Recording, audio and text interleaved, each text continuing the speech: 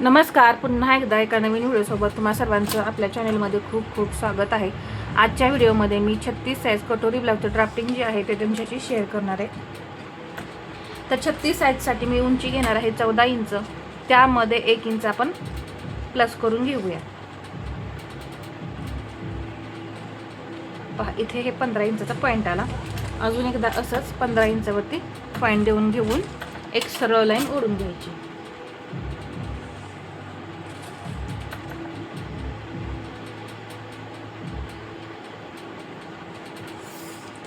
उंचीचं marking झाल्यानंतर shoulder घ्यायचं आहे 5.5 इंच।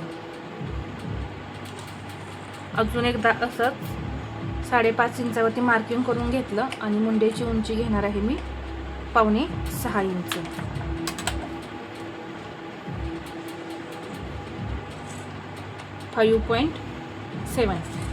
अशी आपण मुंडेची उंची घेतली, सरळ लाईन ओढली।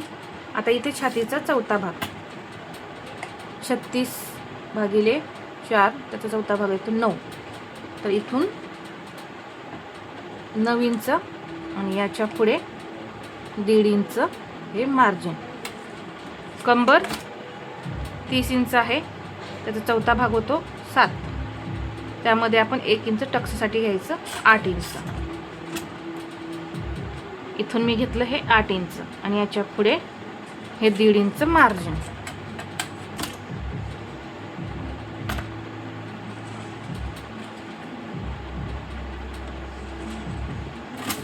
हे जोडून झाल्यानंतर आपण इथं आता मुंड्याला आकार देऊन घ्यायचे। 1/2 इंच क्रॉस बॅक घ्यायचा,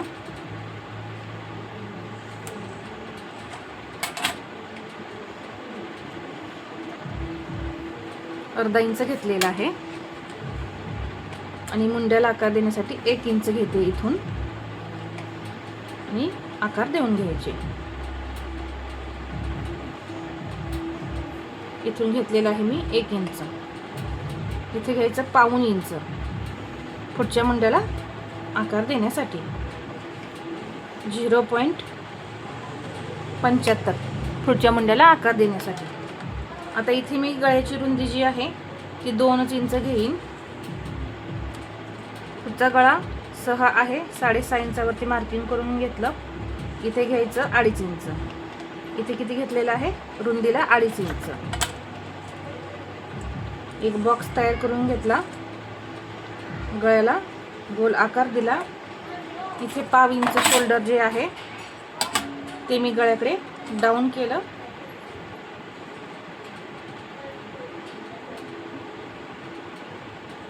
हे झाले आपले गळा। आता क्रॉस पट्टी 2.5 इंच, इथेही 2.5 इंच।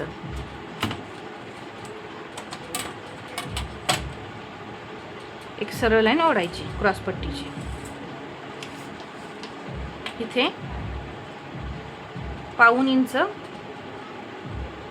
क्रॉस पट्टीला आकार देण्यासाठी। 1/2 इंच म्हणजे 0.75।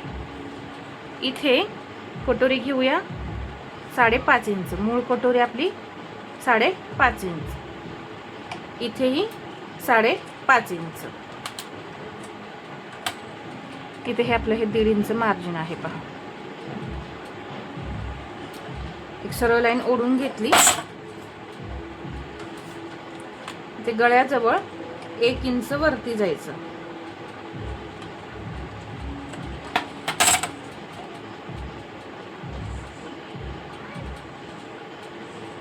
एक तिरकी लाईन अशी ओढून घ्यायची आणि कटोरीला आकार द्यायचा।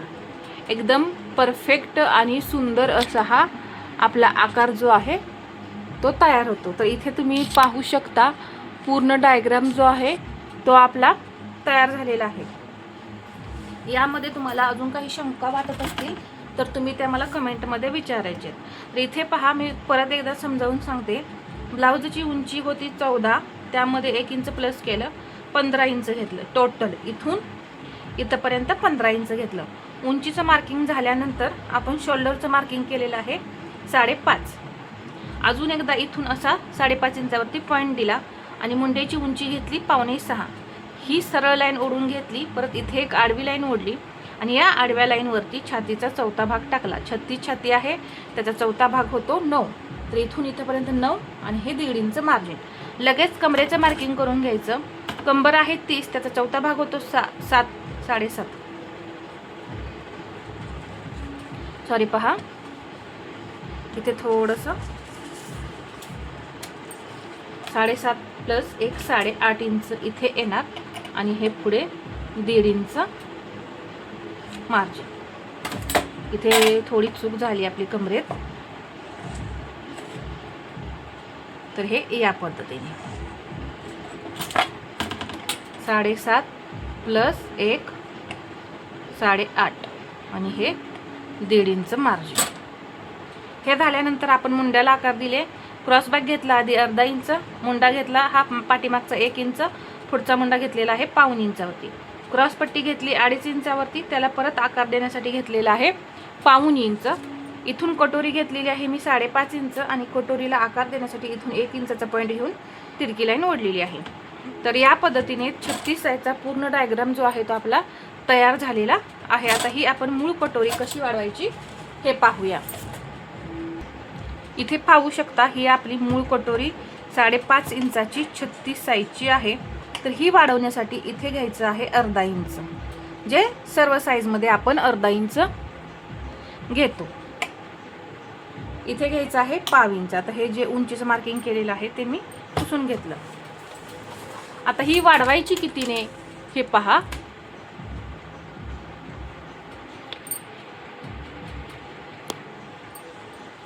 इकडे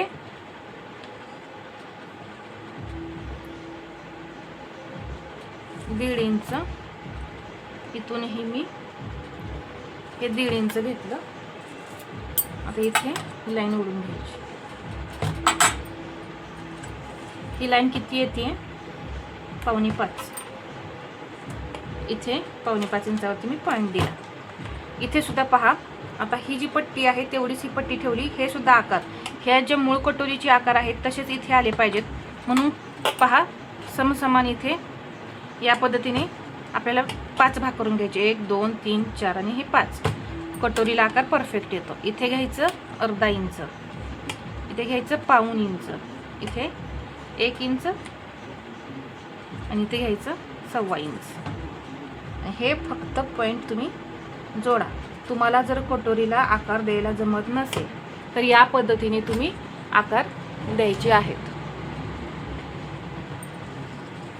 हा पॉईंट जो आहे म्हणजे हे जे पूर्ण वाढवलेलं आहे आपण याचा सेंटर करायचा. इथे हे परत 1.5 इंचच वाढवायचं.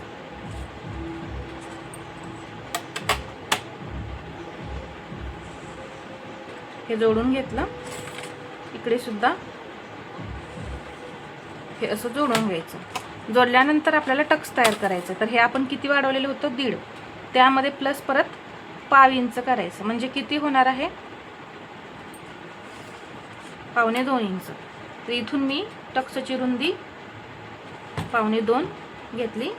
इकडे सुद्धा 1.25 इंच घेतली आणि टक्सची उंची घेतली मी 3.25 इंच 36 साईजसाठी. एक टक्स असा स्टिच करायचा. आता ही जो आपण हा टक्स घेतलेला आहे तो बरोबर आहे की नाही हे कसं चेक करायचं. तर 3.25 इंच आपली 5.5 इंच कटोरी आहे, याचा सेंटर किती होतो 3.25 इंच. तर हे इथे 3.25 इंच घेतलं. पहा इथे बरोबर शिलाई मार्जिन राहिलेलं आहे. इथून सुद्धा मी 3.25 इंच घेणार आहे. इथे हे शिलाई मार्जिन राहील. म्हणजे ही कटोरी जी आहे आपण काढलेली ती एकदम परफेक्ट आहे.